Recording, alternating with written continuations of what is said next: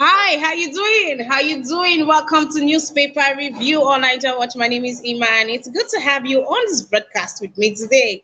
All right, how you doing? Happy weekend.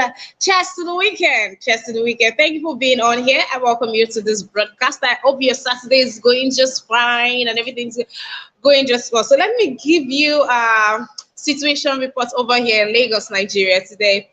The APC, All Progressive Congress, have their presidential campaign rally today, and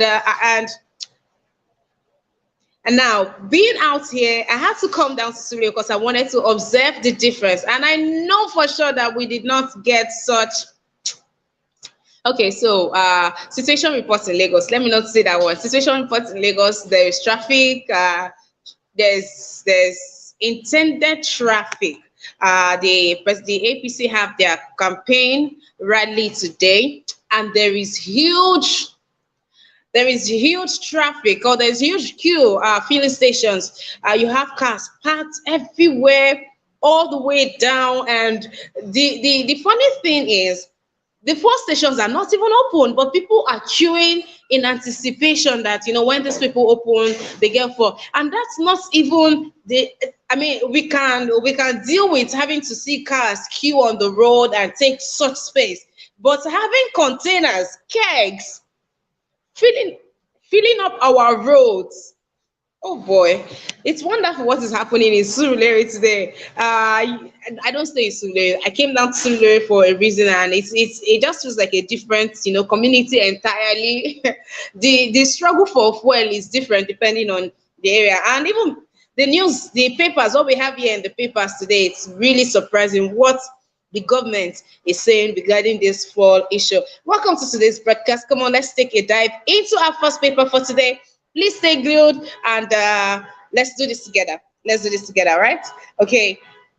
Our first paper for today is going to be The Sun.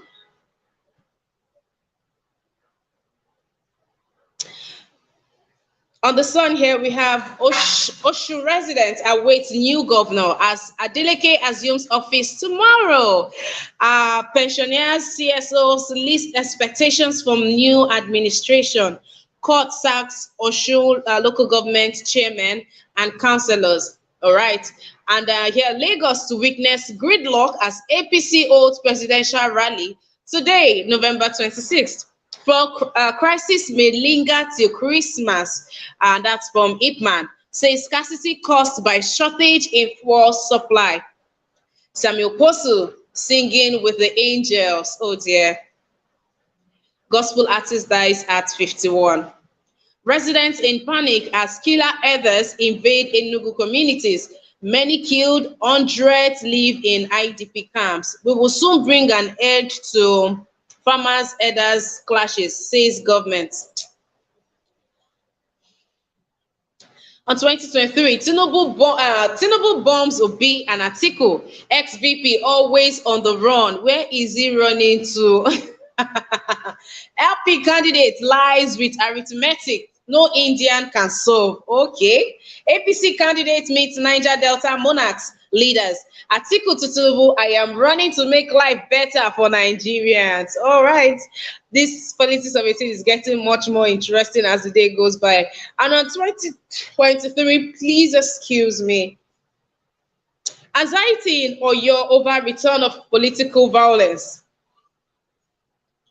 CP reads riot act to parties, parents, and individuals. Party candidates to sign peace accord on Monday. Umana Pamela, how you doing? Beautiful and lovely morning to you, to my darling sister. Thank you for being on here. That's as much news as we have on Daily Sun today. That's as much as we have on the Daily Sun today.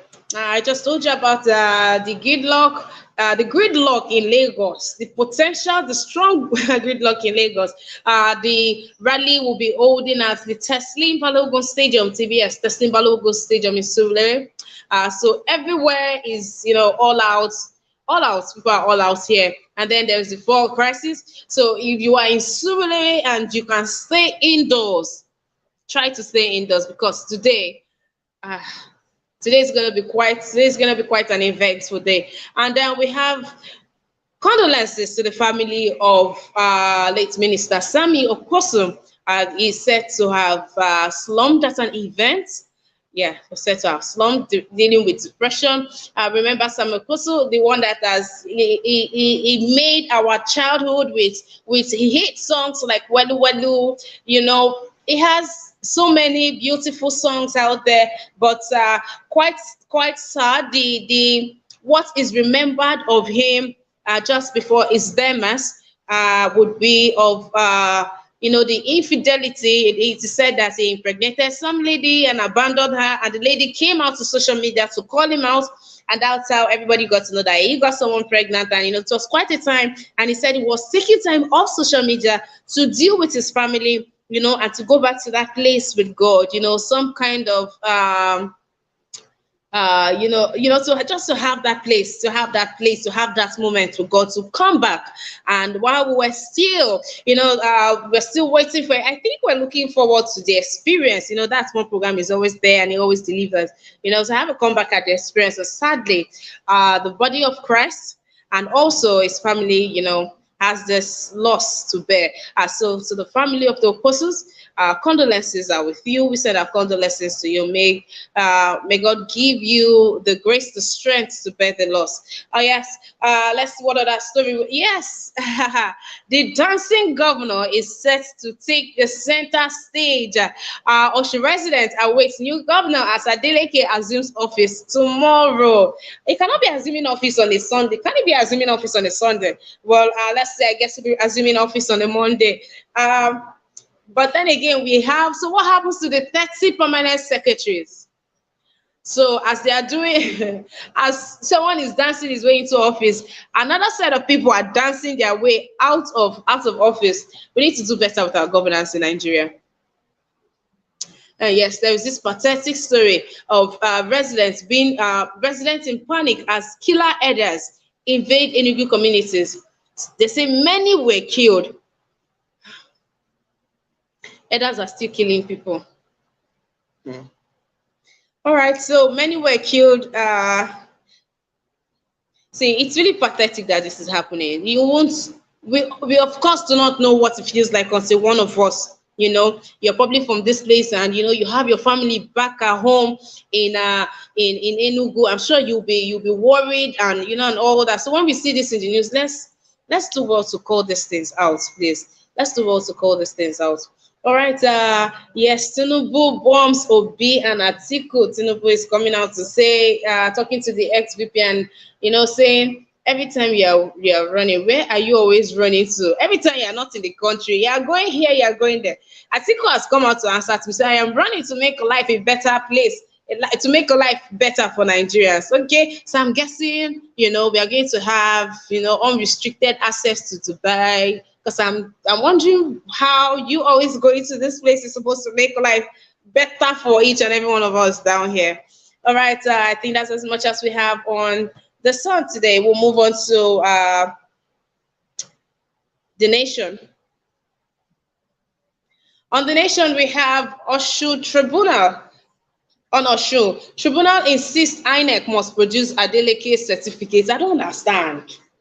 All these people that are going for offices, where are they keeping their certificates? Where do they keep their certificates?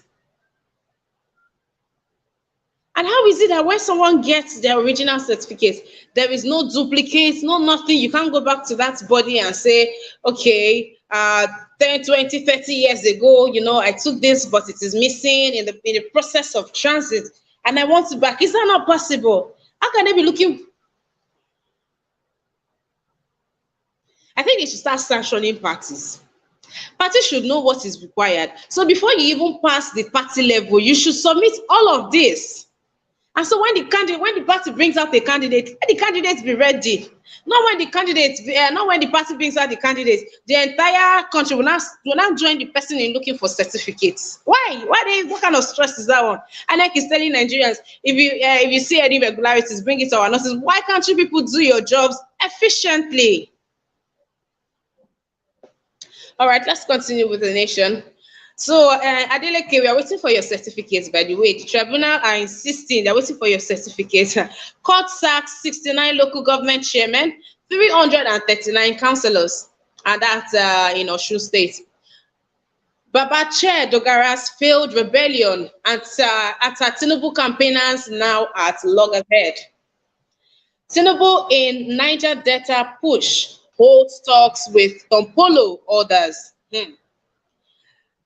I guess we have now settled to be a country that holds negotiations with the likes of this. So what's the faith, or what is the encouragement that we are giving to the people that are doing things legitimately? If the government, the federal government, presidential candidates are having talks with ex-militants, then what is the case for the just man out there? It's discouraging, and it just pushes effort of having a better community or a better country. It just dashes that hope away. Slams Atiku will be over 2023 bid backs chieftaincy title. Asari Dokubo says ex-VP no match for former governor. APC storms Lagos for Tinubu Shettima Sanwo-Olu rally. Candidates won't attend a Rise News Town Hall meeting, says PCC. That is, Tinubu will not be attending the Rise News Town Hall meeting. And here we have on 2023, don't accept donations above 50 million naira. INEC wants candidates. And yeah, Buhari celebs mourn. Buhari celebs mourn as gospel singer Sammie Okposo dies at 51. UK malls foreign student restriction to reduce immigration. Onogun, court sacks ADC Guba flag bearer. Otegbeye, 26 assembly candidates. That's as much story as we have on Tribune. Yes, talking about the UK. So we know that the UK, when they there's a program they're run for students. If you apply for student visa, you have the opportunity, to come in with your spouse, your children. And now they want to put a stop to it. And they said that foreign students have reached the threshold. That they've overpopulated and they've decongested the program. So now they want to limit, they want to, place that restriction.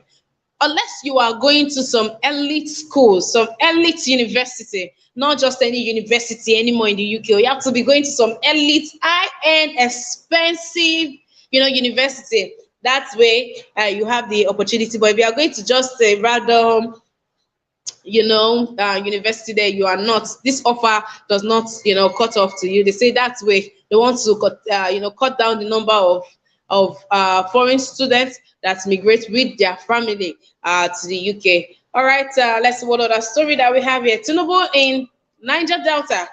Well, Tinubu is having talks with Tompolo and Tompolo and what's his name, Asari Dokubo, on how to move the nation. Hey, what kind of talk could they possibly be having? I mean, what should we expect from this marriage between Asari?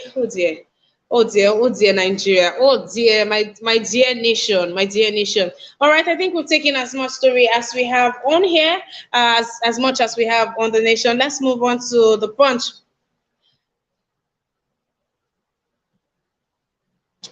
On the Punch here we have, I won't disappoint Niger Delta if elected, says Tinubu. INEC unveils campaign guidelines, direct parties to release programs. Federal government uncovers 16 illegal police in Kano, Rivers, and others. Excuse me. Forced scarcity will linger till January, says marketers. Hey. Crisis may mark Christmas, New Year celebrations. Petrol now 200 to 270 per litre.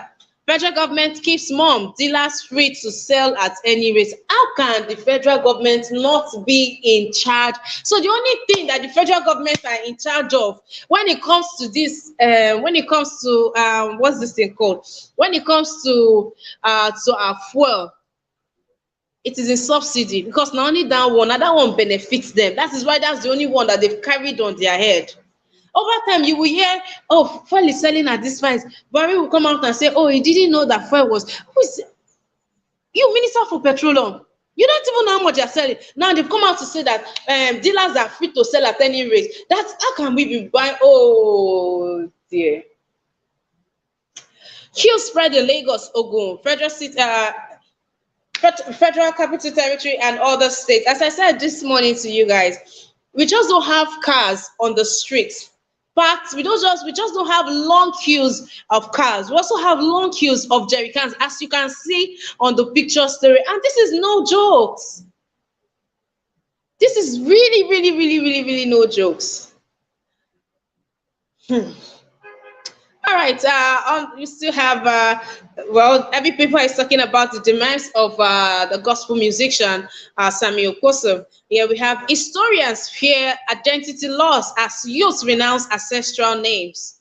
And here we have, I experienced 35 broken relationships for being blind, or your teacher. All right, that's as much story we have on the Punch. Let's see which one. So talking about the historians, that fear identity loss, and this identity loss, they say, okay, youth are renouncing ancestral names, and they say, I'm trying to use, let's look for a name that's everybody. Okay, now I'll try to give this instance as much as I can. So when the white men came, they couldn't pronounce our full name. So they had to, abbreviate it. So names like, I'm trying to use something. Okay, so let's use my name. My full name is Ima Obong. Yes, that's the right pronunciation, Ima Obong. And now I'm mostly or fondly called Ima or Ima. And that's because I have a problem if you pronounce my name wrongly, right? But I have people pronounce my name rightly. But okay, now mostly called Ima. Now that's the instance I'm trying to give to you. The white men came, and because they couldn't pronounce our African name, they decided to shorten it. And in doing so, some of our names now lost or lose its meaning. Its meaning. So like my place, Ima means Imabong means love of God. But if you call Ima, you're saying love, right? And this is still good. Any which way, anyhow you call my name, it is still good. But there are some people that when they change their name, like somebody gave, I'm trying not to call the name wrongly, but the instance I was given on the Punch, his name is Ungwo, and Ungwo means snake. But the full meaning of his name, I can't pronounce the full name because I don't have it on my screen right now, I've forgotten. But the full meaning of the name originally means, the one that heals a fight, not necessarily snake. But because the white men came and they started, people started shortening their name, calling themselves Ungwo. People now had to start changing their name. Those that say that, okay, when I saw the name Ungwo, I said, why would anybody name their child Snake? But I read further down into the story and I got to see the full meaning of that name. And now when you abbreviate it, it means something else because the context has been lost. So it means something else. And this is what they are saying, that because of this, that we don't value our names anymore. We are now going for westernized name. People are going for English name. People are, funkinizing their names, and that we are losing our identity by doing so. So I guess this is for all the parents out there, or for all the adults out there that went on ahead to change their name. All right, but I asked this question some days ago on the chat, and I said, what's our identity? Then you could tell somebody where they are from by their name, but we've lost it now. And when you tell someone your name, you say, where are you from, and all of that. I think let's stay original. We are quick to demonize. We are quick to look down on what it is that we have, and embrace another person's and embrace another person's. Or we need to have this dialogue. Let's go back. Let our name be our identities going forward as it used to be. All right, let's see what other stuff. So they say fuel scarcity will linger to January. Hey. Well, this might not be news, or you will not understand this news because you are not here, but all the are very bad. If this having to sort, yesterday I was at the first station, and of course I had to use another gate. Did you see the queue? Of course, they opened another gate for me to use, but at the expense of extra money. I have to pay much more. And now that's for the person that opened the gates for me. Oh. The full attendant himself is expecting his own cut.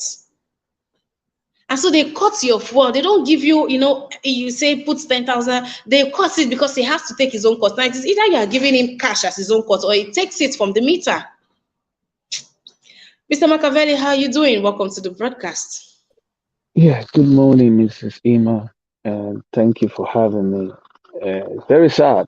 Well, I must first of all greet my good morning to all Nigeria Watch family, those that are present in the comment section, and good morning to the concerned citizens around the globe. One thing is very sad, like you said. Let's go for the identity, people trying to change their identity, something like that. It's very common. But first of all, I have to tell my people first the meaning of culture. It's a culture, it's a total way of life of people, or group of people. You can't take that away. I'm very proud of my culture.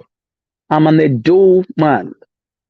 Edo will always be with me till the end. And I'm proud that when I was given the name Israel, I've got my Edo name, which is rightly standing on my Nigerian passport. And I'm proud to put that. And it has a meaning. Whenever I go out, and anytime I move out of the country where I am, in Pluto, the Plutorians will always pronounce my middle name because that is part of me. They cannot say, if they cannot pronounce it, so that is their business. But my name is my name. The reason being, why do you have such a long name? It's none of your business. That is my name. Why do you have your own as well? And most times it's the translation very beautiful. Very Yes, beautiful. that is why I cherish my name. Because I have told them the reason that name is there and the meaning says this is it. When something is good, that is what it means. So leave it like that if you can't pronounce it. Now let me give example of exactly to our Nigerians, our brothers and sisters who come abroad and start giving names, changing their children's name just to be beautiful. If you want to make it beautiful, that's fine. But you must put your culture in between. You must make sure that child has the name from your culture, and it should be in their birth certificate, in their whatever identity, passport or anything, let it be. Because if you go to Japan, anybody born in Japan, have you have you heard they are having the name John? If it's Hiroshima and Nagasaki, it's going to be like that. If it is Suzuki and Mitsubishi, it is going to be, whether you cannot pronounce it or not. If you go to Korea, you have the name Kim, you have the name Junk, you have the name Kong, you have everything is there.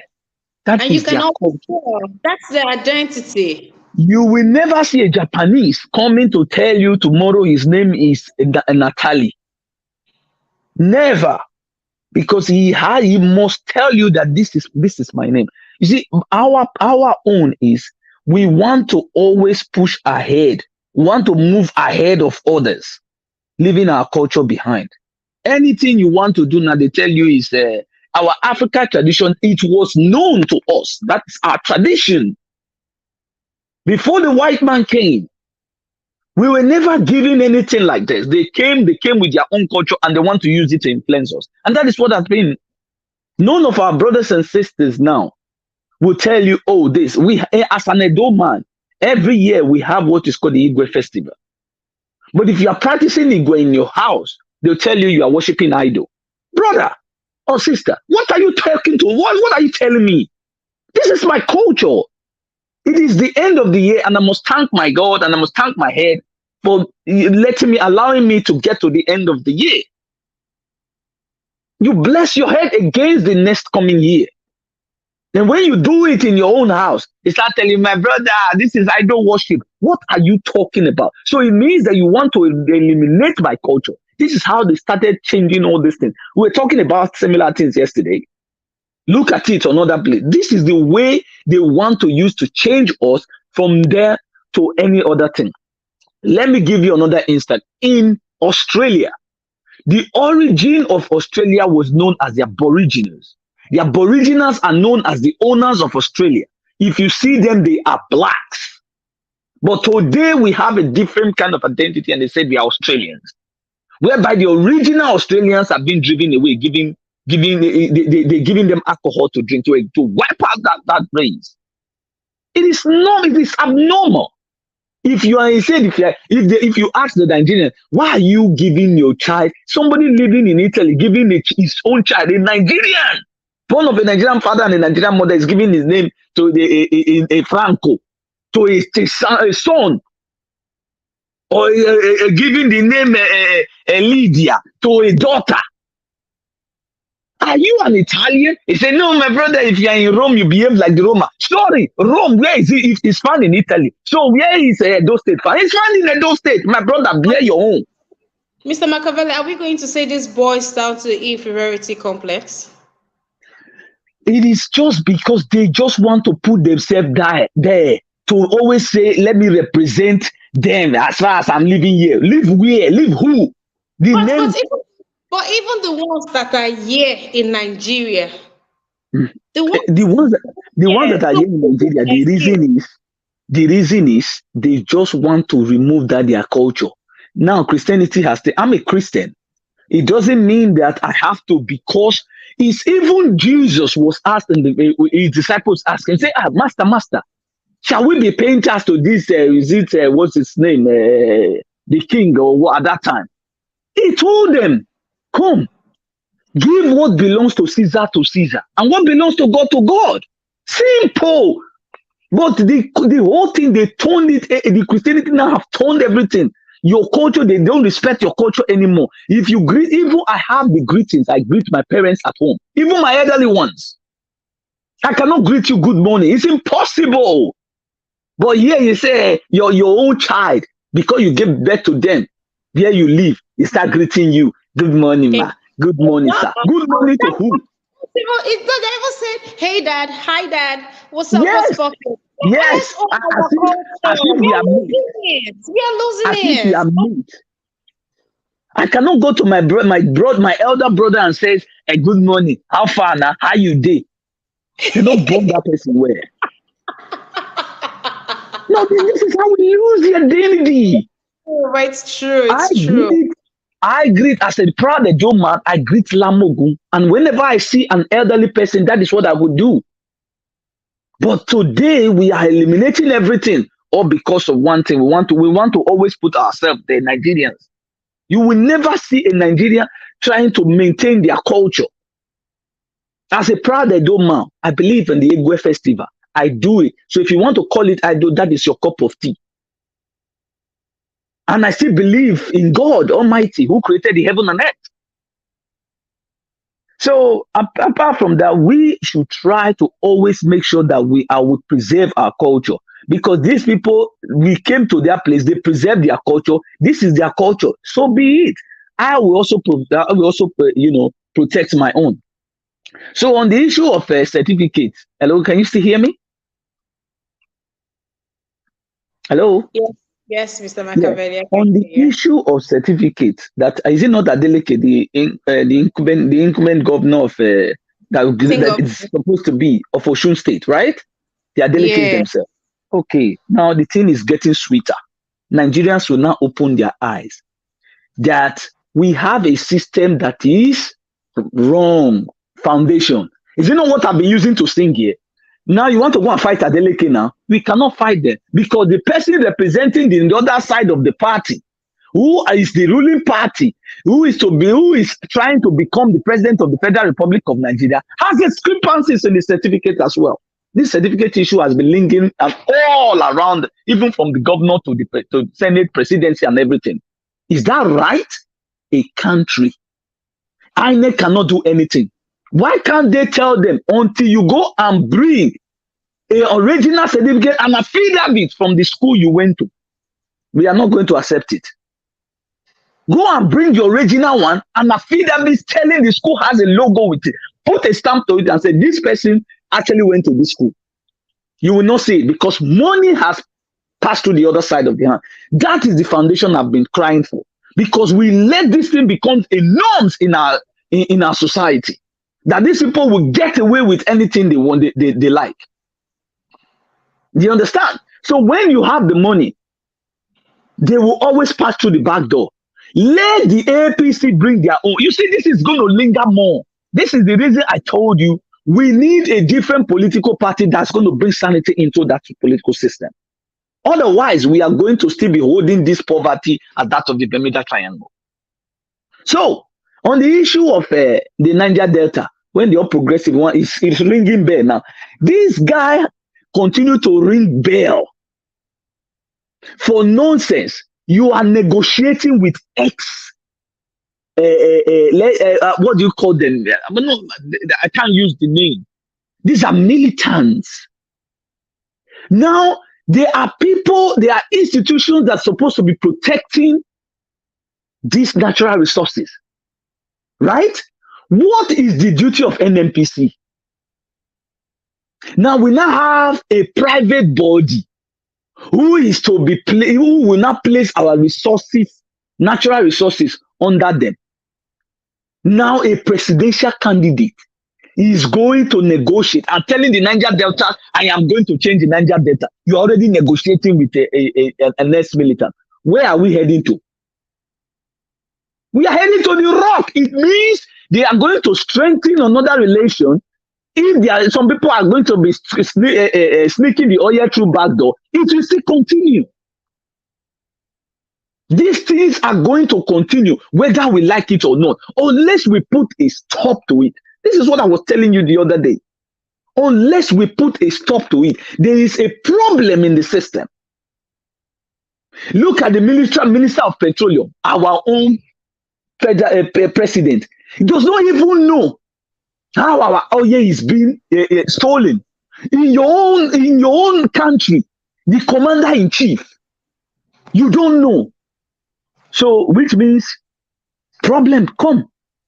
And now we are facing a petrol hike, even through, it will linger through January. So, which means December, the festive period where people come and celebrate Christmas with their families, nothing to write home about. No transportation, high cost of inflation, the cost of living, and in fact, insecurity. You see that we are going to still be, squandering inside this poverty. And this is another form of way to make sure that they suppress the Nigerian so that they can always put their status quo ahead. That's Mr. All right, thank you very much for your submission. Let's have some other persons. Thank you very much, Mr. Machiavelli. It's good to have you on this broadcast. Mr. Chooks, so Pharaoh the Great, how you doing? It's good to have you on this broadcast. I'm good, thank you. My fellow panels, thank you. Thank you everyone for having me. Can you hear me? Loud and clear, sir. Okay, thank you. All right. Can you record me, please? Oh dear. Okay.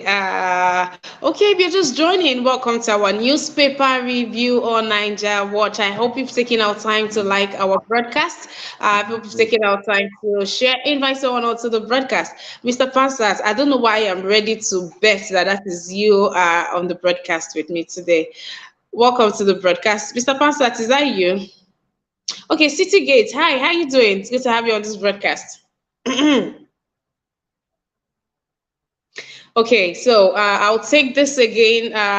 We have a couple of stories from scarcity. Scarcity will linger till January, says marketer. So let me explain this to you. The bank CBN is not giving marketers money to purchase products. And now NNPCL does not have they say that what they have will take us for 33 days. And this is since 2 weeks ago that they said this. So let's just say that what they have is gone. The marketers are buying from a private depot and they're buying with dollars. And these dollars, they're buying from black markets. Black market is about 800, but the banks are selling for 400. But banks are not giving marketers money to get for. Marketers are going out to get. That is why we are buying at this ridiculous price. We're buying at 270. This 270 includes the queue. When I say queue, I mean you could be on a queue for over an hour, and the chances of you buying very slim. And now the federal government have come out to say that that marketers will regulate the price. So you don't even know, you're stepping out of your house. You don't even know what fuel is. You cannot budget yourself, plan for yourself. The Minister of Petrol, hey, and we dey pay you money, oh, and we are paying these people salary, oh, people that are not even doing the basic.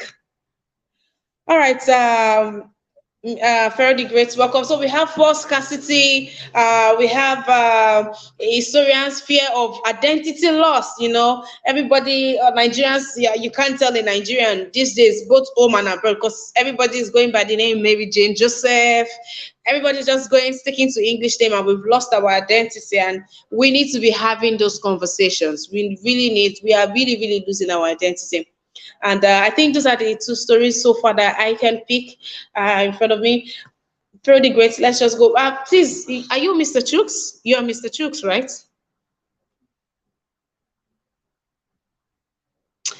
Pharaoh the Great, Mr. Pharaoh. I don't think it's Mr. Chooks. Pharaoh the Great is a different Maybe. person entirely. It sounds very familiar. But if you are not available, let's move on to Citygate. Citygate, are you with us? Citygate TV. All right, Mr. Pharaoh. Okay, we'll move on to the last paper for the day, and that will be Tribune. Okay, I'm back. I have network issues because there's one here. Okay, just 1 minute. Yes, just give me 1 minute. Let's take the last paper. We have your court sacks, Osun local government chairman and councillors. We took that story already. PDP G5 comment was a joke. CGN not partisan. All right. How Okada man taught me to put the people first. IITADG. All right. A gunman kidnapped 60 in Zamfara. Hey. Bandits attack Kaduna villages, kill 15. Three policemen murdered. Oil firm chief abducted in Rivers. Suspected kidnappers nabbed in Ekiti. 3 million ransom recovered. This Tribune, everything is just red. Killings, kidnappings everywhere. Nathan Abasi, RMD, Oboni, others, Sammie, Okposo. Adisa Akinloye seized my appointment letter as VC because I belong to Awolowo's party. Professor Wande Abimbola. That's quite a confession out there. On Beavers, APC afraid of free, fair elections. And we know that the chairman of APC afraid of free and fair election. Okay, PDP, we know that it's surprising because PDP have been the one, saying that they do not trust the beavers and all of that. But Ayu has cleared himself. He said because of the network situation in Lagos, in Nigeria, that's transmitting the election results electronically might not work because of the network problem. That is his fears, that he is down for free and fair election, but that it is APC that we should be very worried about because they know that they have never won an election in a free and fair mode, and that's why they are they will do everything possible to truncate the use of beavers. All right, let's see what other story we have here that we've not taken every other story on here. Thank you for joining us on our newspaper review. It's a wonderful Saturday. Let's do this and enjoy the rest of our weekend. Mr. Pharaoh, I was asking for your name. Please unmute your mic.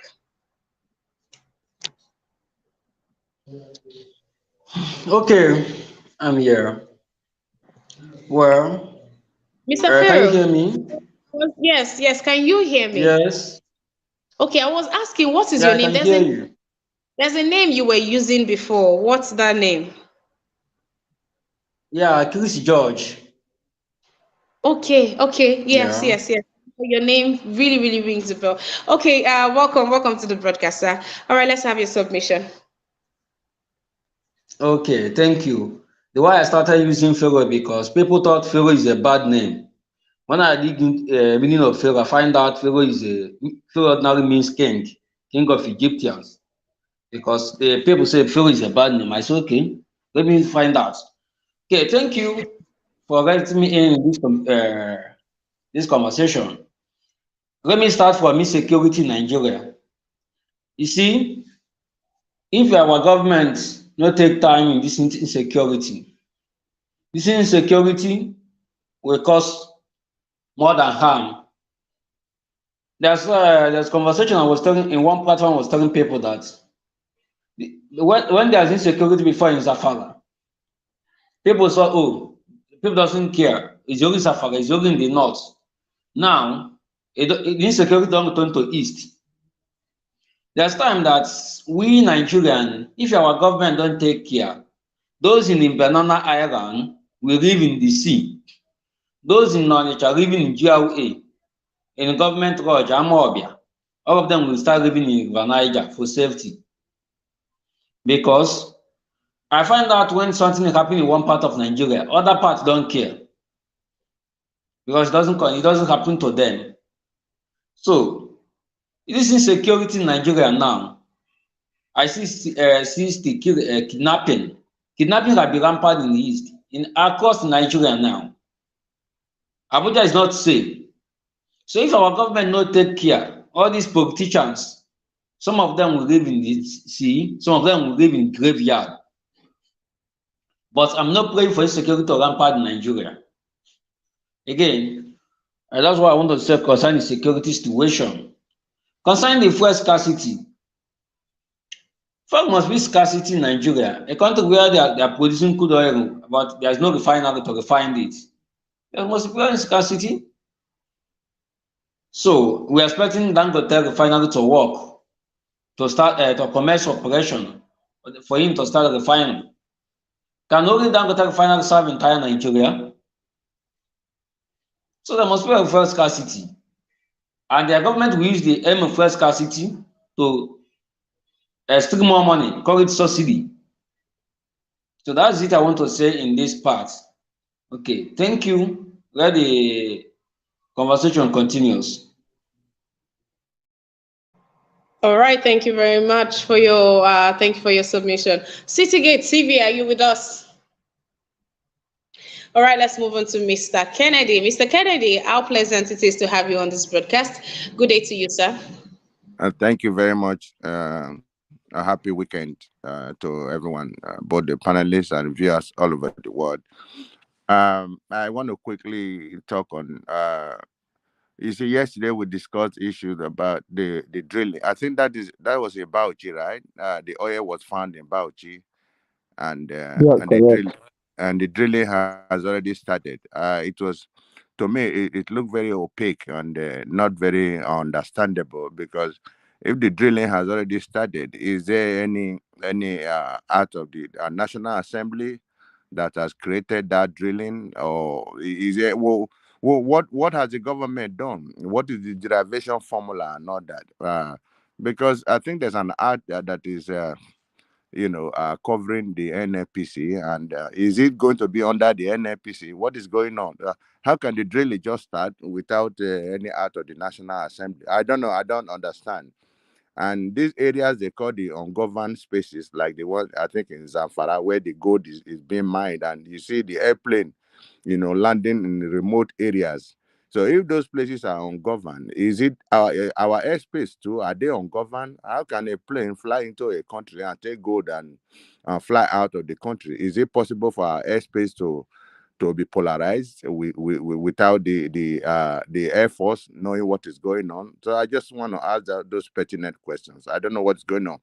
I don't know if drilling can just start without an out of the National Assembly, performing their duties for the drilling to start, and all the things that are required. How is the you know resources going to be shared among the all the components of the country? So that's my question there.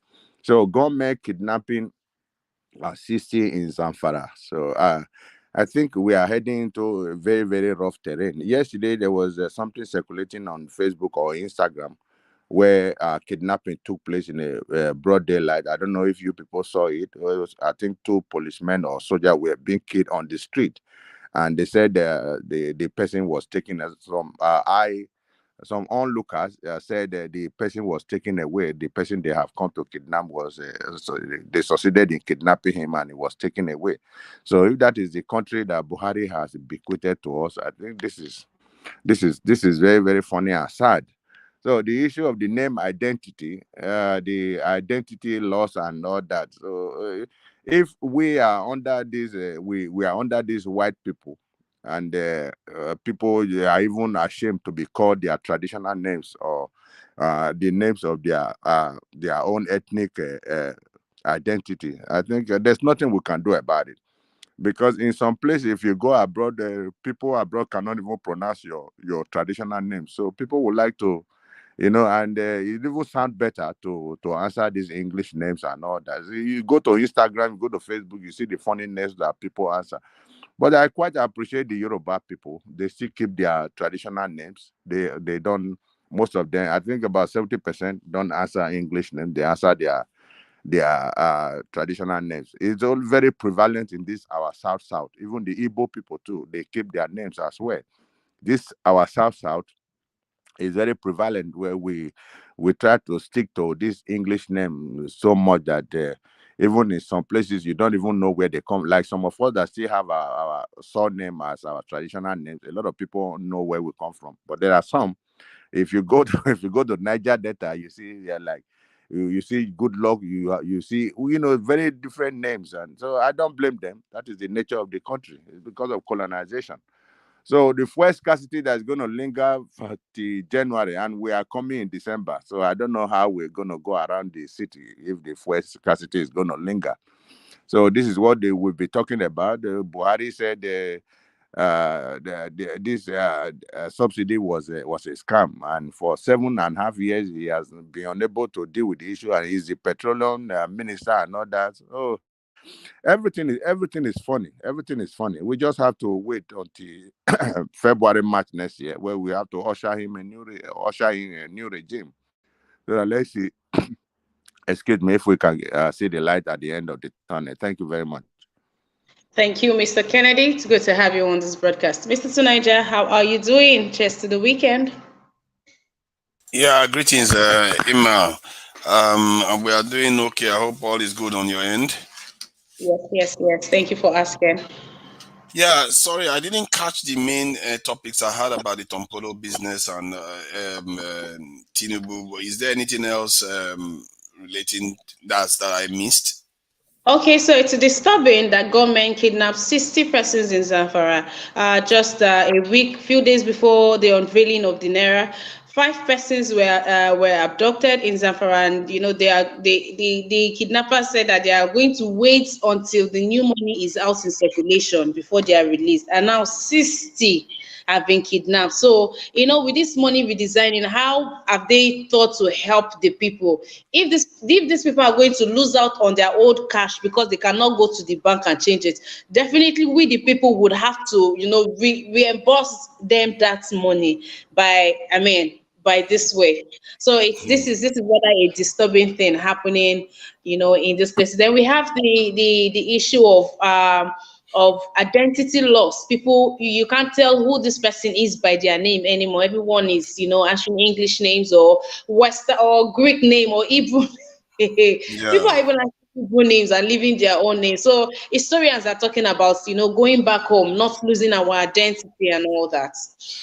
Yeah, that business is a serious one because I think thankfully the Yoruba, I think the Hausas and the Hausas have some issues because they too have lost it to Islamic names, and some elements of the Southwest kept most of theirs intact. That's why you tend to see their names, no matter how much English they put in there, they always put the big Yoruba names in there.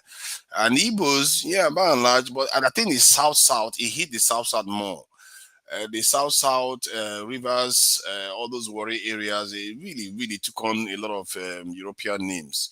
And I hope something, the kind of revival is coming back now with our own names, because I guess people are beginning to discover that there's nothing better than actually being who you are in this world. That's your best self you can put forward.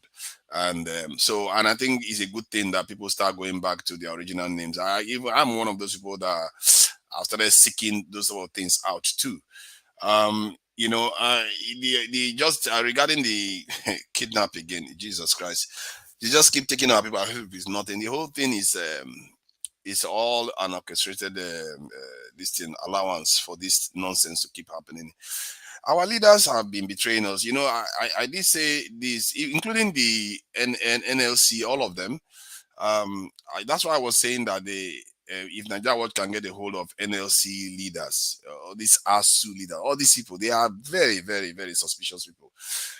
Because I heard Al Mustafa talking the other day about this, and oh my God, if this was not so evil, I would have called the plans against Nigeria genius. If it was not so evil to us, that's even up to our transformers are designed to fail so that we don't get power supply.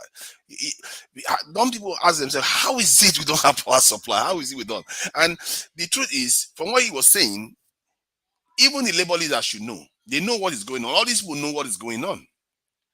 The ones that want to change something, either they remove them one way or the other, or they bribe them and they keep quiet and they carry on with the nonsense that we keep going through. We can't get power supply because our electrical systems are vulnerable constantly. And no matter how much even Mustafa tried to cover it up, because when I spoke to him, I think a couple of weeks ago, 3 weeks ago or so, he was on this show. So I asked him now that everything you said about all these things, you are a security official yourself. You didn't put security at the heart of it. That if you had just done that, maybe Nigeria wouldn't be where it is today. And maybe if the people that came before you had done that, they wouldn't be where they are today. Because it's all good to talk about the problems. It's all good to diagnose the problem. How do you stop it from happening, for all this problem to be occurring? Because how do you compromise the country to the point of their transformers? You know, when I say these things before, and people think I'm joking. People don't understand that there is something they call the gray zone, where the kind of war that they fight it's a kind of war that they use. They destroy your systems, they decay your systems, they encourage corruption, they encourage banditry, they encourage all these things to destabilize your country so that they can take whatever they want from you. They can keep your country subservient. You cannot be able to farm. You will be relying on them for food. That is what they've done to us. And if we are going to get out of this, the only solution is security. If we don't fix that, everything else will fail. Because clearly, even all the examples Mustafa gave, the only reason why that was possible, they were able to do all those things, because we are not defended.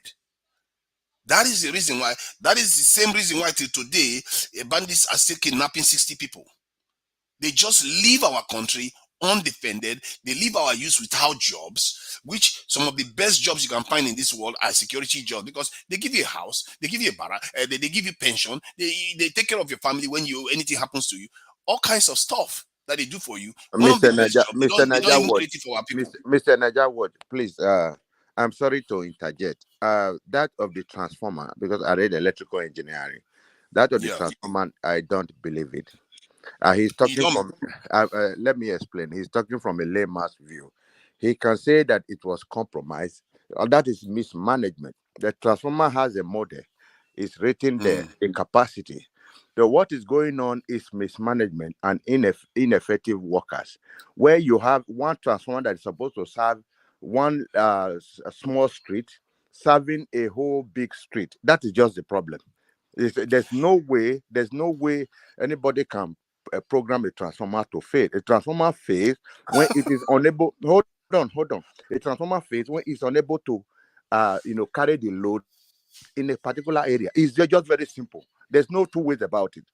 Assuming, yeah, a transformer is supposed to carry one particular street with 10 houses. And the new houses are being built day in, day out, and there's no upgrade of the transformer. It is bound to fail. It fails immediately when the power supersedes, is over the kind of load it's supposed to carry. That is just ask any electrical engineer. That's all. So okay, so are you of this in engineering background? Yes, I read electrical engineering in the technical school and the Okay, so if you polytechnic. read read electrical engineering, you can understand that you can put 1,000 components together just by removing one. It will compromise the entire system. No, it's written there. It's not possible. The fact is, Why people go is it to not buy. possible? Listen. The people go to buy used ones that are, every transformer has a age limit. Every transformer, even the wires you And see, listen, Oga, listen. Even the mm, wires you see has an age limit. Even this tension above has age limit. That is where it is failing. That is where it is oh my failing. God, you see, Yes, you see, your problem is that you are ascribing good intentions to the people that are providing the transformer. That is your problem there. You are ascribing that they are going to give you the one that will work for you. That is what he is saying. And he actually describes the process by which it happens. He didn't just say, because and there are no, two no. types he Let me tell described. you, you can't have one And transformer working for 10 years in a particular area, and new houses are being built, new industries and new factories. That is it. Maybe another engineer is going to come in to talk about this. Sorry, I don't have a problem. yeah, Well, you continue to say the, that is the, my problem. I don't have a what problem. I'm makes just you think explaining. that Thank you. the former chief security officer of Abacha, with all his experience and everything, will highlight that specific point? The He point will he not was have. trying He to will make. not have Can experience I about finish? electrical. He will not have Can I experience finish about this electrical sentence engineering. He will not before have you talk? Can experience I about finish it, please? electrical engineering. I will bring in Can an I finish engineer. this sentence before you talk? The transformer he's referring to may not be the one that is at the end of the street. It may be the one that transfers electricity from a regional area or a small municipality. So that's the types he's talking about. And the way he describes the way it All happens. transformers are the same. They are meant to take power from substations to the end users. That is See, transformer. I think as a technical person, I'm really shocked the way you talk. I'm really shocked the way you talk. Because Because you are if I not. build Can I say if I something? build something for you, you will take it and go and kill yourself. You won't even have a clue. No, What makes nobody, you think no, Mr. somebody Tinaja, can can I nobody say wants. compromise? something? See, let me tell you They something. Somebody can let me compromise. Oh no. my The God, transformers are in the market. You place order. man, this Let me guy, now talk to you. It's my you are area. so The ignorant. It's transformers are unbelievable. in the market. No, wait a It's minute. The not your transformers area. are in the market. Let another engineer come in and educate you. You are not an engineer. I don't think you are an engineer. Transformers are in the market. You place order. You understand? They, You place order for a particular transformer that can take the load of a particular area. The fact is, no, the money is being embezzled, and they use half of the money to buy low transformers for particular. That's what I'm explaining to you. It's but that simple. is not what I Okay. don't know about happened. security Can I say That's not areas what something, of it. other please? areas, Can but I say something? All right, Mr. Go Kennedy, ahead. Can thank I you say so something? much. Thank you, Mr. Tunaja. Thank you very much. Thank you I've not to said anything. He just kept interrupting me. Mr. You Tunaja. can't You've made your submission. you Thank can't you. allow Thank somebody to interrupt me throughout and then just say my submission is over. it will be unfair for you to say that I'm not giving you time, Mr. Tunaja. But I've allowed the he didn't let me get conversation one to have. sentence out. Okay, all right. Let's move on to Mr. NCBD. Mr. NCBD, how you doing? I'll come back to you, Mr. Tunaja. Let's calm our attention. Mr. NCBD, are you with us? Good day to you, sir. Yes, good day, Mrs. Zima. Thank you for having me.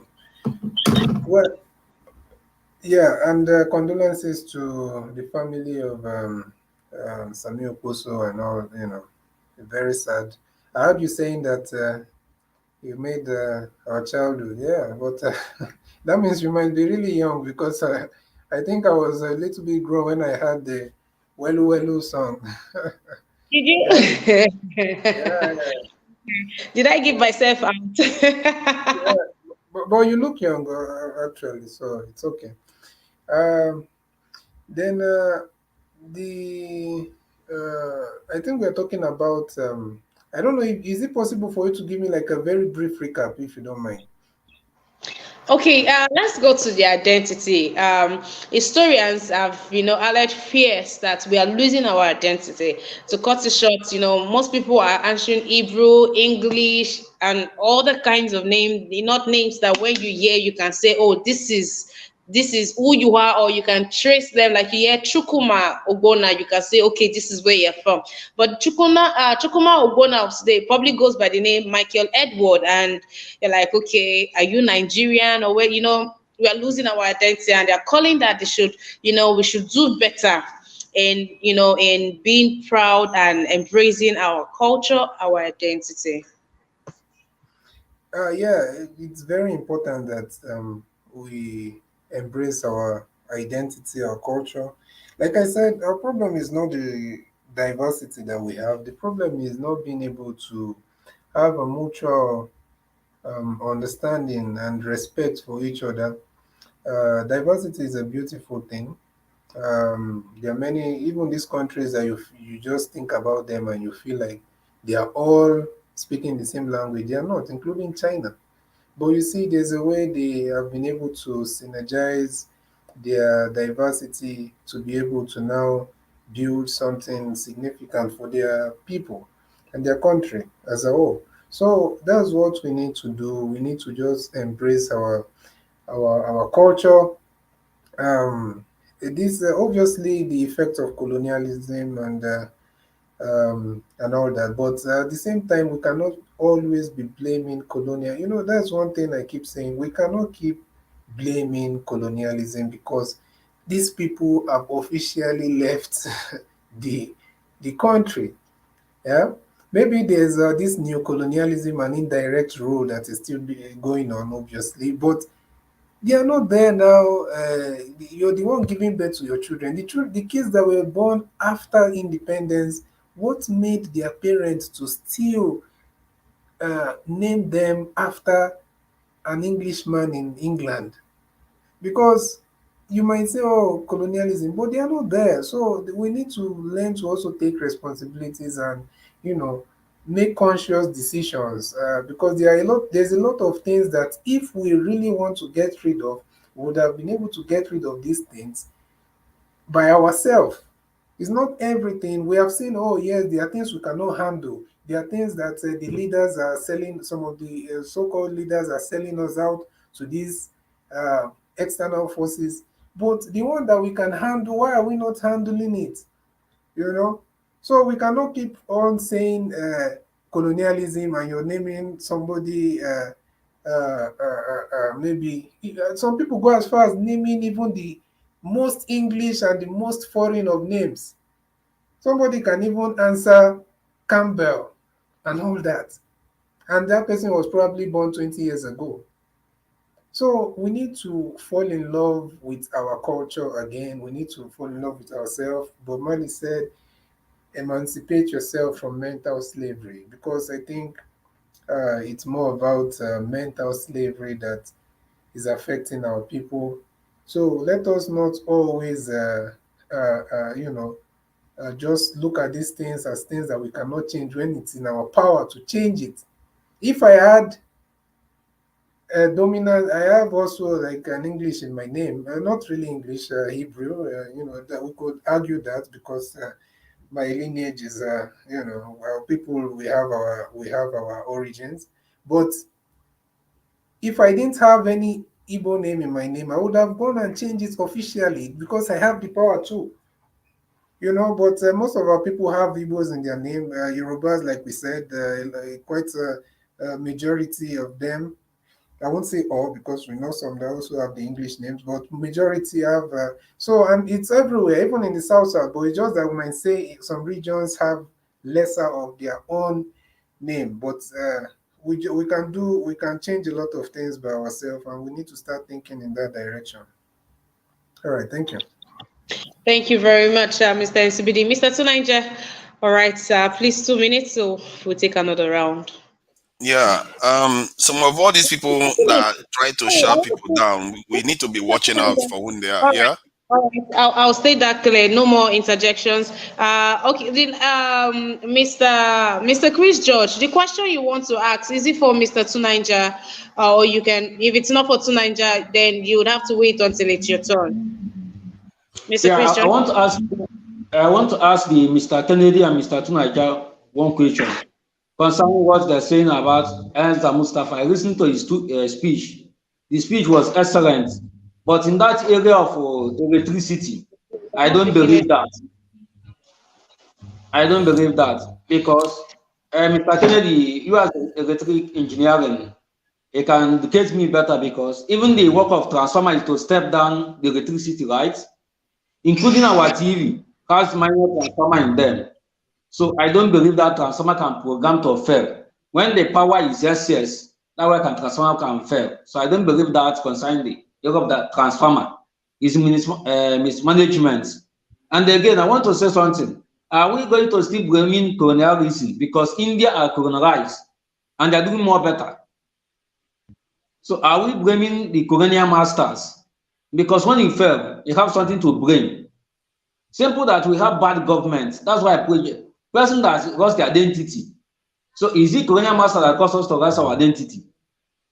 If you go to India, India was colonized. India asking Aju, their names, their Indian name.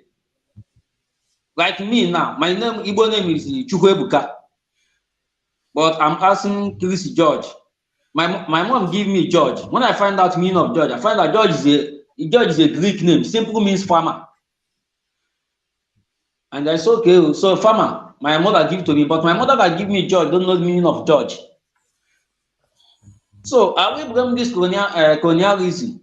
In terms of education, are we going to blame colonialism? India colonized, including other countries that producing technology. All right, Mr. Tunaija, please, 2 minutes, please. Thank you. Let's go. Yeah, I think people can ascribe blames to whoever they choose. In the end, the blame is sufficient to go around. Foreigners do what they are supposed to do for their people, and we are supposed to do what we are supposed to do for our people. So we are ultimately responsible. It doesn't necessarily mean you don't have enemies trying to wreck your system. So anybody that pretends that is not true, then they don't really understand how the world works. Because if I was them, I would do the same thing to us. And to say that, if you guys know what I do, you would not even question my knowledge of technology. And the fact that this guy is saying that you cannot compromise the system when the whole thing looks whole, then you really don't know how technology works. Even a human body, if you take one organ out of the human body, it's not going to be able to function. This is something that can be done. And the reason why I consider it genius, I would have done worse. If I saw that, I would have like, wow, that's a brilliant strategy. You don't have to even physically go and bomb this thing or anything. Just give them the wrong thing. And what makes it even better is that it comes through the top part of the society. You don't have to even negotiate with poor people or middle class. It goes through the top. You just have a few people to manage, to control that thing. The people that you are giving money to. See, if you want to control a system, the most efficient way to do it is the way. That's why when they want to go after people, they go after their leaders. If you go after the leader, you can take over the whole this system, especially with the Africans work. If you go after the leaders, everybody bows down before you.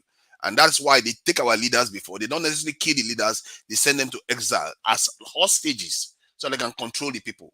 This is what they do. It's the name of the game. And I would do worse if I had their power. If I have that kind of mind, that should tell you what they can possibly do with all the resources they have at their disposal. For people to be so naive to think this world is a joke, it's a joke game. When the man in the middle of a political storm in Nigeria is telling them the truth, and they are there saying, no, it can't be true. Jesus Christ, do you know more than he does? Have you seen the things that he has seen? He was the one in office when this country was opposing the West. So let's not pretend as if you guys know more than the people that are talking about these things. And I know that because all the things you people talk about and complain, where has it gotten us? The real problem we are facing here is that we are being compromised, and it's up to us to fix our problems. All this talk about whether we are blaming this or we are blaming that, it doesn't matter. The point is all of them are true. Thank you. All right, Mr. Tunaija, thank you too. Thank you, a big thank you to Kingsley Ojeraki. Thank you very much. God bless you. Please, if you are yet to, please take out time to support us by clicking on the dollar sign. Please, thank you very much. If you are yet to like the broadcast, take out time and like the broadcast already. All right, who has the mic unmuted? It's me. I thought he was asking me and Tunaija the question. All right, Mr. Kennedy, let's have you there. Okay. To Nigeria, yeah. I think you're using incendiary words on me or that people, which is not very palatable. But that notwithstanding, I never told you that institutions or areas cannot be compromised. But I'm telling you, in that area of transformers, that somebody wrote on the comment section that transformers are just for step down. It is just both for step down and step up. That is transformer. Right? Unless areas can be bugged by security agents. But in case of transformers that are in the market, that was what I told you. Transformers that they are already made and they are in the market. You place your orders. Unless you want a particular transformer to be poisonous. But that is not the area our Mustafa was talking about. He's talking about transformers were built to fail. You cannot build a transformer to fail. Transformer is built to carry a particular load. That is why you have in the transformer, you have circuit breakers. When the load is getting too much, the breaker will trip off.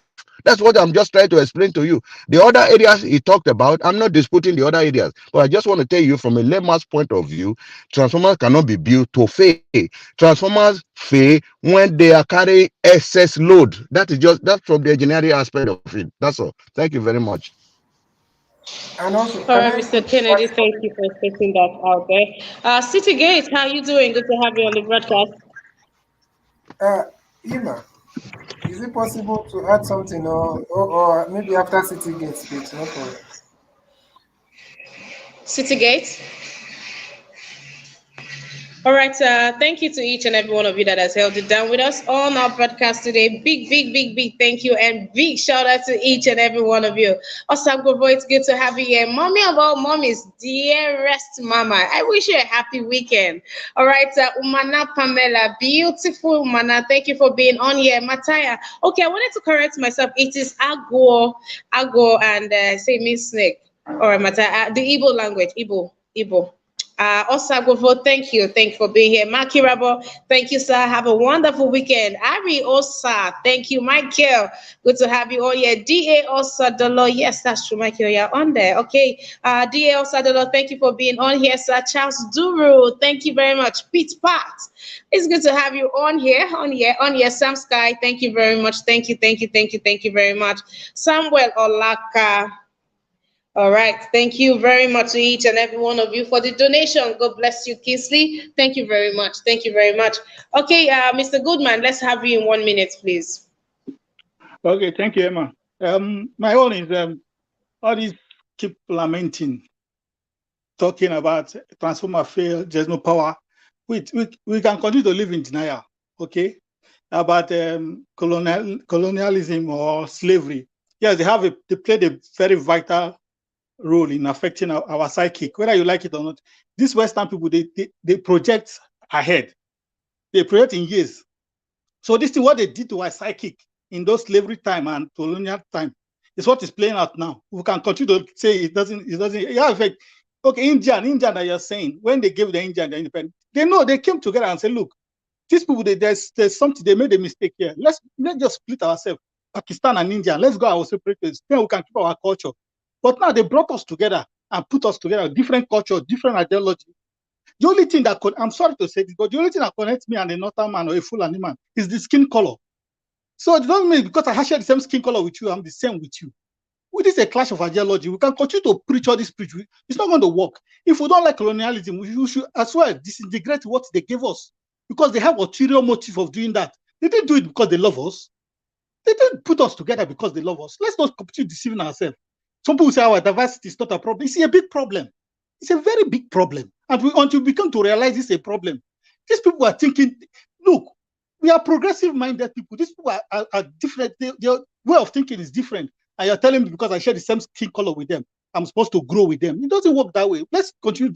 We can continue to live in denial. Other people, they colonized. They came together and they separated themselves.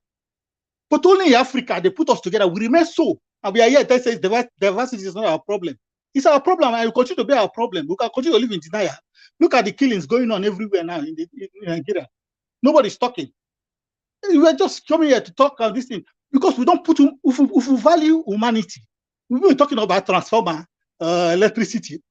People are dying, and nobody's talking of this thing. Media is not talking it. People just died in Enugu, and people are fleeing. The media is not talking about it. The government is not talking about it. Even we, the citizen, and we say we are one. We need to come together as one. We need to, our leaders are a problem. They want to divide us. But we are not talking about the people that are dying. This is humanity. Until we begin to put humanity first, there will never be a development. Where there is no humanity, when you don't love humanity, there will not be peace. And when there's no peace, there will not be progress. Not all this transform our life, all this material things that, all this money, economy that these people came to put in our mind. We've now lost our common sense and our common knowledge. Common knowledge is humanity first. The moment you put humanity first, your progress will start coming. And for us to get that humanity and save lives, we need to divide ourselves based on our ideology. Then we can now go together and build ourselves. Then we become friends and family. It doesn't mean I have brothers that have family and wife and children. I'm not living with my brother because the moment I bring my brother, my family and my brother's family begin to live together, there will be clash. Maybe my wife and his wife begin to have problem, or my children and children. This doesn't mean because we are from the same mother we have to be in the same house. No, it doesn't work like that. But this is common knowledge, common everyday thing we see, everyday thing we practice in our life as a family. But in a large society, we don't want to do it because we are thinking of, we want to build the economy, the Nigeria economy, the bigger, the stronger. What are we strong in? Do you want to be like America? Want to start building a weapon of mass destruction? We're not America that want to be. We want to have good life like other smaller nations that's living a good life. Wow, you go and live small. My Go and brother, live small if you want to. Go and be a slave if you want to. Are you better than Sweden? Are you better than Norway? Are you better than? Look, this is the problem. We think of humanity, think of people that are losing their life, think of people that are dying. What are we talking about? This is about humanity. Let's forget what is the economy. This is my problem. We think of material things. All our focus is material things. What of humanity that God created life for us? People are dying by the day. And we are here talking about being a smaller, with a bigger nation. This is not about it. This world, people come and everybody's going to pass through this world and die. Let's think about the life of people. Nobody's going to live forever. So why are we talking about all these material things, that oil and all this stuff? No. Thank you for your submission. Thank you very much. Thank you. Mr. Goodman is coming from the place of humanity. Where is humanity in all of this? I mean, you can say that is, far gone in our homeland today with everything. The killings, the kidnappings, we cannot attribute it all to Fulani herdsmen. We cannot say bandits. This is our brothers and sisters out there. Someone on the comment section said in the South that it is I think that was Mataya. I think it was Mataya that talked about the South and why, all those. Okay, sorry. Ari Osa says why kidnap is so rampant in the East is because these Igbo brothers in Nigeria are so desperate to make money. Even their tradition plays a big role in it. Nigerians just want to be rich. Rituals, killings, sitting in the Eastern is just too much. Okay, that's him correcting himself. Someone said it's our youth have become very, so it's everything, it looks like the society, the environment, the government has allowed soft landing for crimes. So other people, they've picked it up. Look at young Emmanuel that kidnapped his own self and had told his friends to reach out to his parents and build them ₦1 million. Stories like this, it's just we are experiencing a new norm, and we need some very strict discipline to eradicate all of this at this point. All right, Samuel Olaka says Nigeria is an erroneous combination of people with very different ideologies. Killing people for religion is a norm to some, and it is not easy to live in peace with such. Thank you. And then come to the Constitution. The Constitution also, parts these people. I brought what's his name? The ex AGF. He returned $900 in cash voluntarily. We already have the 109 billion naira that is sitting in court case. This one he returned $900,000 in cash, and people are saying that. But in the Sharia court, what does Islam say about stealing? So now only poor people now in Sharia law they catch up with. All right, thank you to each and every one of you. Okay, we have Citygate. Citygate, you've been dragging me back. I should have, move on from this. How you doing? And I hope I will get a response from you this time around.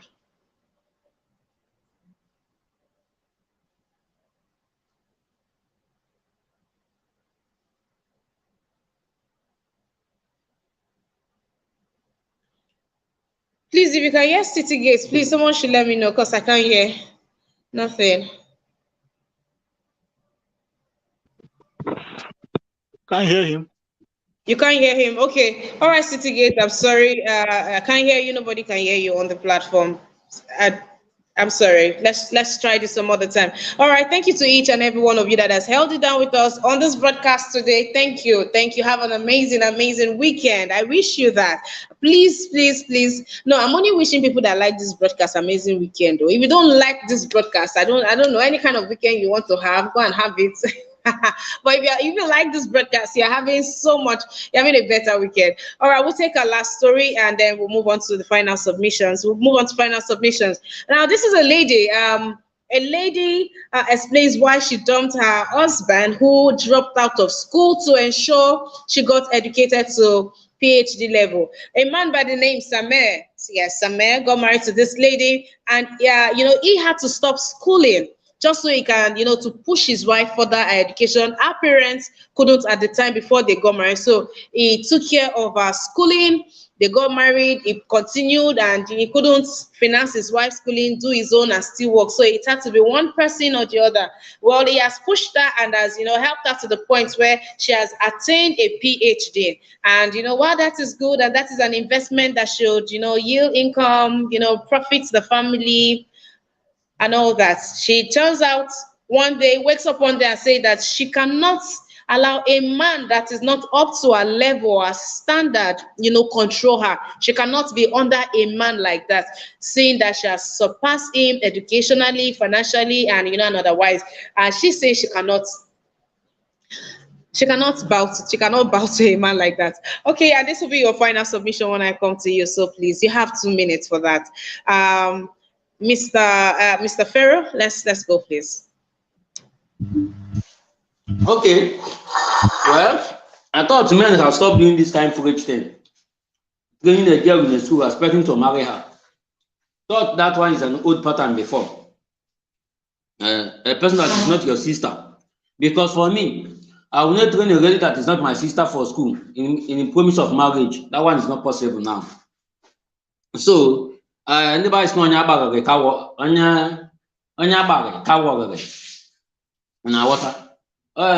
Is the fruitless of that man, and that lady is selfish and wicked. Because fully that you're not going to marry this man, and this man will spend all the resources on you, and they are married. They got married. They got married, Mr. Chris. They got married. Can you hear me? Do you understand me? It's a husband that is following, his wife's education, saying that she's someone that loved going to school, he supported her, he kept doing all that. But then again, just maybe, that's it. A woman is being told, lately they'll say, marry someone you can submit to. Let's have this factual conversation. Marry somebody that you can submit to. Probably the man is really low of her level. Maybe he doesn't carry himself. She's a PhD holder. The kind of interactions, a circle of friends, might really detest her when she looks at who she submits to. Let's have a discussion.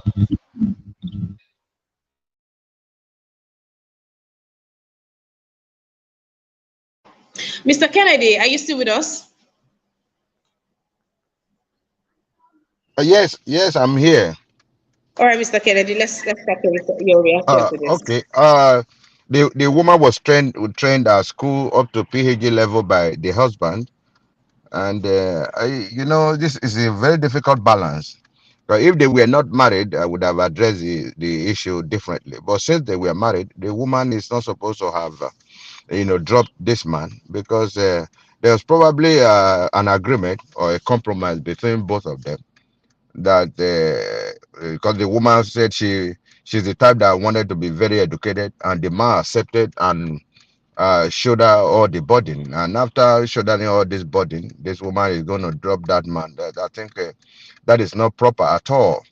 If the woman had known that she was going to drop that man, she would have divorced before furthering her education, so that this man would not have a high blood pressure.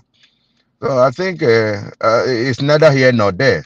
The man is supposed to know that if he's not very educated, at least if he has the first degree, I think The woman should be able to manage that man with his first degree or master's degree. But if the man probably just a school set and he wants a woman with a PhD, I think that will not work. That will not work. I think me, I will attribute that one to mental incapacity of the man. If I were the man, I would not allow it in the first place. If you want to go to PhD level, you can go your way and look for a PhD man that will sponsor you, because it definitely it's not going to work. A PhD holder, getting married to a school set, it's not going to be possible because their ideas, there will be discrepancies in their ideas. And if the woman wants to meet her colleagues somewhere, the man, what will the man be doing when the woman is meeting with her colleagues and all that? So it's a difficult balance. I blame the woman and the man, both of them. Thank you. Okay, but we have cases like this, where a man, climbs the ladder and the woman just has to stay and tend to the family. The man goes on ahead to get to this level, and he looks down on his wife and says things like, she doesn't match up, she's not my level, and talks like this. But we do not, we do not blame the men in these situations. But then again, as humans, we would, if we're going to be honest right now, our needs changes. We come to this place where we are with our partner, and you're looking at the person like, ha, what was I looking at when I said yes to you? And that's because you've come to this place where you need, and I think it's just something of part time. This is where love comes in. This is where friendship, relationship comes in, and you begin to look at the bigger. You look beyond material things, beyond status. You begin to look at, oh, this person gives me peace of mind. Mr. Kennedy, I kind of thought that you were going to go towards that angle, but Oh, I will blame the man too. I will blame in that case, Mama. In that case, Madam, I will blame the man too. If the woman is taking care of the children at home and doing all the domestic work, and you, the man, you're busy just furthering your education. After you go to PhD level, you don't need the woman. That is rubbish. That is rubbish. So and right. everybody is Okay. supposed to know the terrain he or she is getting into, and you have to know how to cushion it thereafter. If you don't know, which means you are mentally imbalanced. All right, Thank you. Mr. Kennedy. Thank you. I see your point clearly now. Thank you very much. Mr. Tunanger, please let's have you.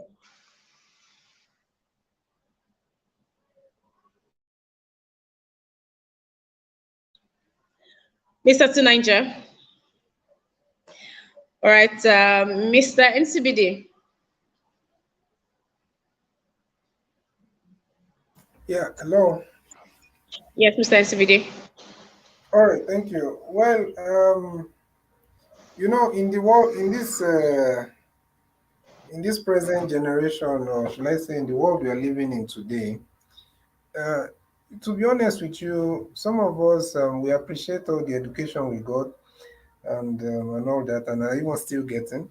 But the thing is that in this world that we are right now, I think the most important part of school you should go through is high school, because we live in a world. If it's about making money, we live in a world whereby even people that stopped in the primary school can become multi-millionaires before they are 40.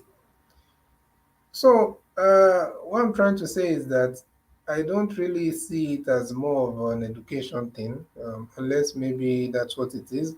But just from my own perception, I wouldn't look at it that way. I think it's just maybe some other issues that the lady felt she could not put up with. So, and maybe using that is just another way of.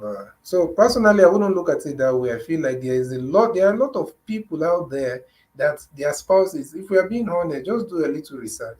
There are a lot of people out there that their spouses are much less, educated, should I say, academically educated in terms of qualification and certificates than them. And they are all doing well. They're all living together in harmony and all that. So I wouldn't look at it that way, to be honest. So I feel like, yeah, the lady, everybody, like I said, the only time I can really understand some of these things is if there is some kind of incompatibility in terms of, living together peacefully and all that. I would really understand that faster. But with all this one, I feel like a man that has invested his, maybe everything or whatever, that, in a woman, And even if it's the other way around, I feel like that spouse should not be easily just dumped like that. If that's just the only reason for that. And I will just end by saying that we are the only group of people, um, black people, or should I say Africans, many of us are the only people that the way we respond to maybe being oppressed or trauma or whatever, or is by now turning on ourselves.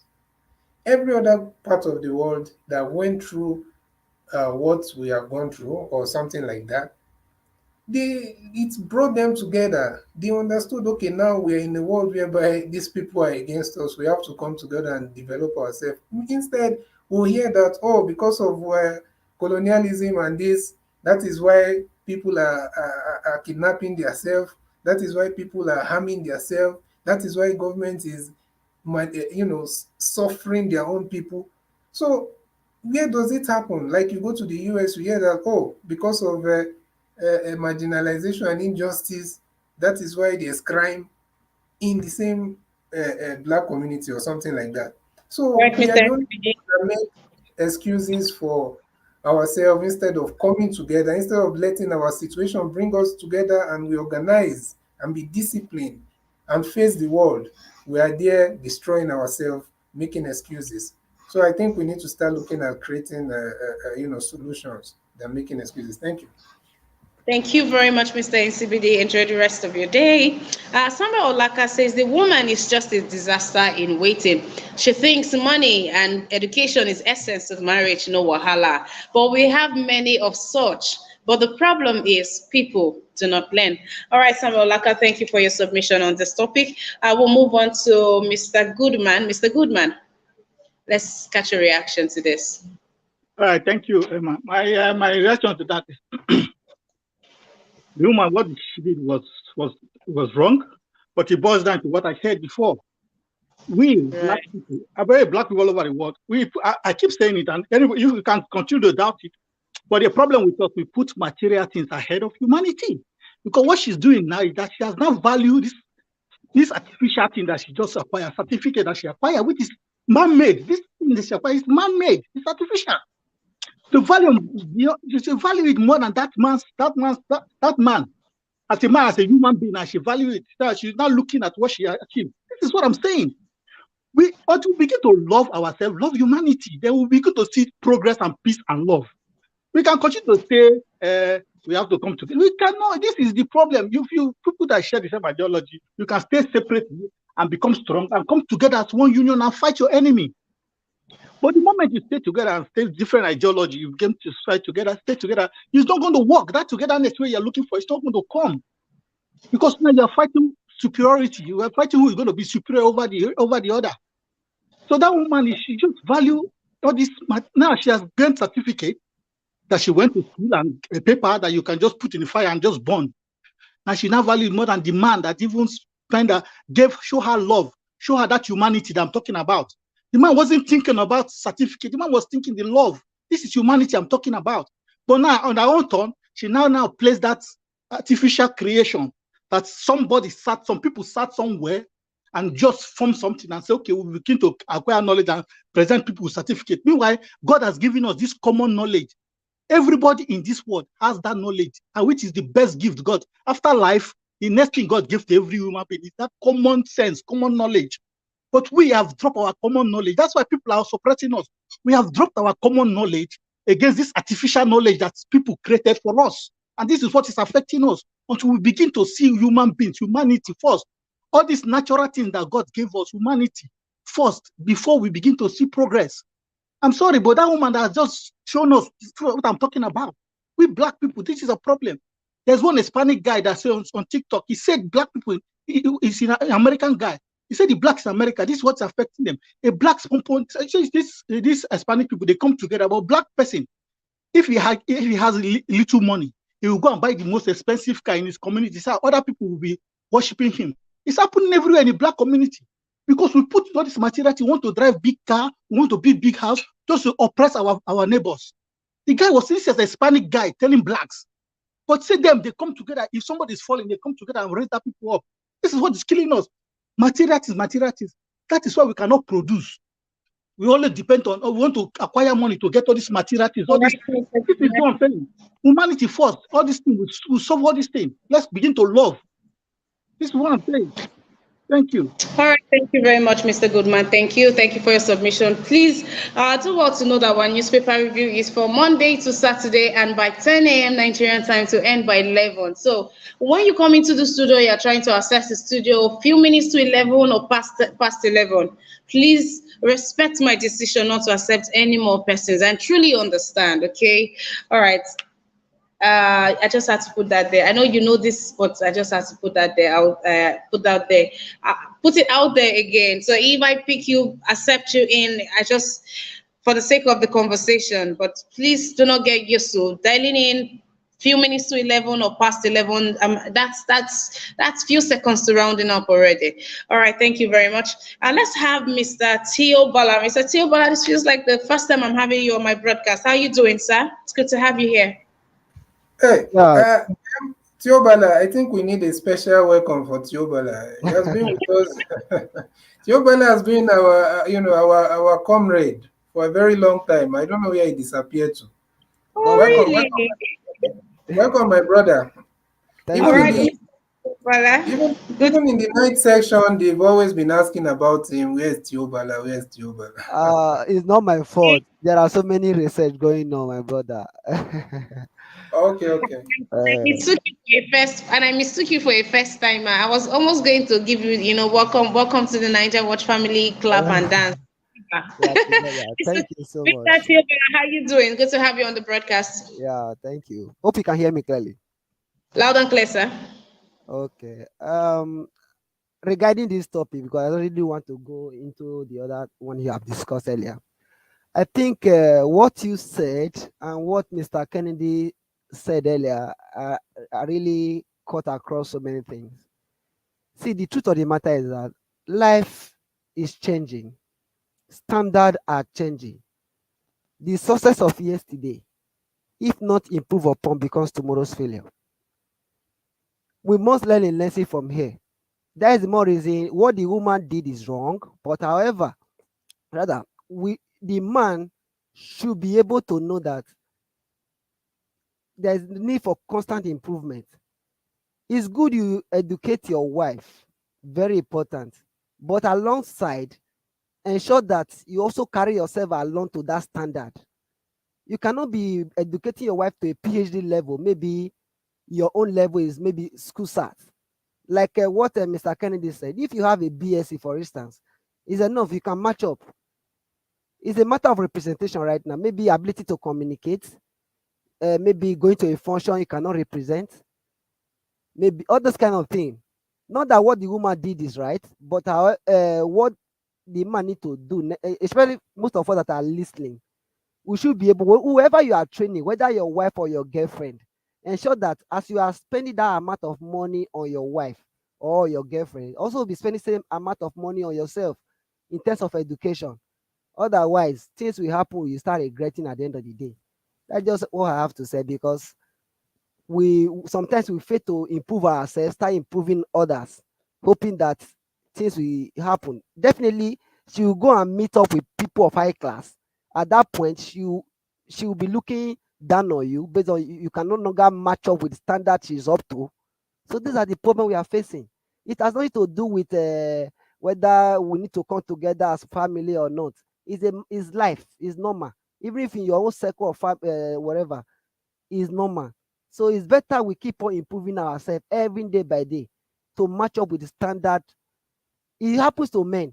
You're surprised some men will get married to a woman because of her educational standard is low. They will not take her to a party or take her to any function because things will happen that she might not even be able to communicate, to be a disgrace to the man at the end of the day. So it's very important we should try as much as we can to constantly improving ourselves while we are still improving others. All right, Mr. Theo Bala, thank you very much. It's really good to have you on this broadcast. My name is Ima, and it's nice to meet you. And I like your submission. Thank you for saying that. It's very, especially for the women, you are helping your husband, you are pushing the man. But as you push him, as you get to one point, make him come down from the ladder, you climb the ladder too and be pushed. You know, so that when you guys get there, you guys will be able to level up, because it's really important. You know, a man is here and he cannot show off his wife, because when he looks at his current circle, she does not even fit in, or he does not even fit in. It is very difficult to submit to people like that if we are going to be having real conversations here.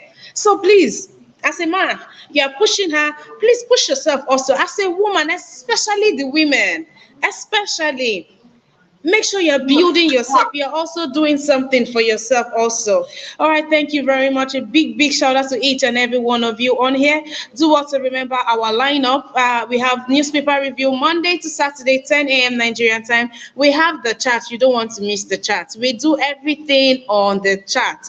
All right, we have the chat Mondays and Wednesdays, 1 p.m. Nigerian time. We have discussions 5 p.m. Nigerian time, Monday through to Thursday. Amen, Osabobo. Thank you very much. And we have the debate. Hey, that debate is hot. I mean, we had a good time yesterday, didn't we? All right. The debate is every Friday, 6 p.m. Do well to turn on your notification bell. Do well to join us every time. Like our every broadcast. Support us when it be. Oh, yes. And also to Citygate. Citygate. So I am sending a message to you directly, Citygate. I don't know what happened. I think it's a network thing, but I look forward to you joining me again, joining us on our every broadcast. I'd like to hear from you. So please do also on your notification bell and join us. And probably it was a network thing. Citygate, you've been with me from the start of the broadcast, but you know you didn't get a chance to say anything because of your network, or I mean, we know what was happening, but I really look forward to it. And also to you, Mr. Tiobala, I'd like for you to join us on our broadcast again and again and again. Thank you to each and every one of you, and to my ever-present, ever-sure, to my amazing, to the gentlemen, thank you very much. It's been an amazing, amazing, amazing week. You have a wonderful weekend. You know I'm saying that I'm sending a wonderful weekend to only people that are taking out time to like this broadcast. If you haven't, please take out time to like this broadcast. Please, thank you very much. All right, this will be the last comment from the comment section from Sambal Olaka says, this is no argument that the man should educate himself to a standard. If she had standard, why didn't she educate herself alone? Why didn't those be standard? All right, Samuel Olaka. To each and every one of you, it's been an amazing week, and I doff my hat to each and every one of you. To my amazing panelists, does anybody have anything to say? All right. I didn't But I'm here. Mr. Alex is here. I thought you were going to invite me. Mr. Alex. Please. All right, Mr. Alex. I don't know. I wanted you to be the last person to speak. I totally forgot. All right, Mr. Alex. How you doing? Welcome to the broadcast. I know you're not offended in any way, are you? No, I'm not. I know you are doing a lot. I thought everyone had spoken. Apologies, Mr. Alex. Let's have your submission. I hope you remember everything we've talked about so far. Yes, I want to start with Mr. Okposo. That died. Okay, but you have 2 minutes. You have 2 minutes. Yes, Mr. I know. I want to speak to the Christian community. Look, can you hear me? Very clearly, sir. Very clearly. Okay. The Christian community should try to be their brothers' keepers when somebody kind of does something wrong. Because I heard that guy died out of frustration, depression, stigmatization, and so on and so forth. Maybe he had an affair and the thing blew up. And, you know, it's only Christianity I see when a soldier falls down, they just dig a hole and bury that soldier. Normally, soldiers fall, they rescue that soldier. But in Christianity, especially in Nigeria, when somebody makes errors and somebody fall out of the way, they find a way to just destroy that person, avoid that person, stigmatize that person, ostracize him or her, and it's very bad. That's not what Jesus preached. Jesus said, you leave the 99 and go after that one, you know, in love and meekness, trying to rescue that person and correct that person. As for that woman who dumped her husband after, you know, he trained her to the PhD level. For me, I don't advise anybody to train anybody in marriage. Whatever you have in marriage, bring it. You are coming to build a home, not to come and attend any professorial degree in my house. Whatever you have, whatever I have, the basics, use that one. Because it's very dangerous, especially women. I'm sorry. Women are made to give, to collect, and they are not built to give. women don't find it easy to give out things. They are the ones looking for standard. They are the ones trying to raise the ladder every time in different ways. Not all of them, but most of them. Even sometimes, if you are in a place like a company, women don't even like to work under their fellow women because sometimes they can be power drunk. It's only a poor man, a rich guy or a guy that is well to do. We go after a girl that has nothing, and they will call it love. But a girl that is okay, we'll be looking for standard. Somebody close to our standard. Is women that make us know the meaning of standard. A man would see a girl and say, "Well, I love this girl," without even seeing her result or her qualification. I just like this girl. I just like her person. I like the way she talks. I like her smile. I like her beauty. But a woman will tell you, "What do you do for a living? Where are you working? What can you provide?" So this is where it all starts from. So for me, if you are coming into marriage, is it not because a man is moved by what he sees and a woman is moved by what she hears? When the reality sets in marriage, do let nobody train anybody. Train your children. Training all those monies, all those times to train your children. If you have BSc, make do with that. If you have OND, make do with that. Concentrate on the children because stories do change at the end of the day, especially with the women. Men can control power sometimes, but women can be so power mad, power drunk, and they forget themselves and make stupid decisions. That's why they have to be guided by their husbands if they are married or by their parents if they are single. So for me, I don't advise any man to train anybody in school. If you're a wife, be a good wife. Don't provide for your husband, provide for your wife, take care of her, protect her. But all those master's degree matter, PhD, forget about it. Stories do change. Thank you. Can I say something about this one? I think there's a feedback going on. Mr. Tunaija, please hold on. Let Mr. Teobala give, so you can give your submission at once. Yes, please. Thank you, Mr. Teobala. Let's have you. Yeah, thank you so much. Unless I've spoken well, but I really don't agree with that submission at all. Reason being that, see, life is all about investment. The greatest investment you can ever think of is human capital development. Can you hear me? My dear brother, if I may come in, so many people have died. They've killed themselves because of heartbreak. Haven't trained a man or trained a woman.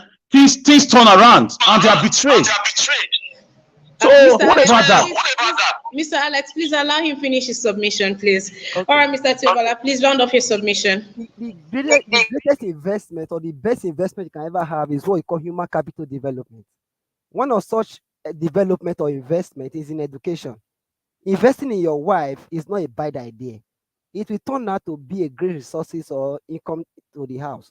But my whole point is that the mass you are doing that, make sure that you are equal to the standard. Somebody said here in abroad or in developed world is not like that.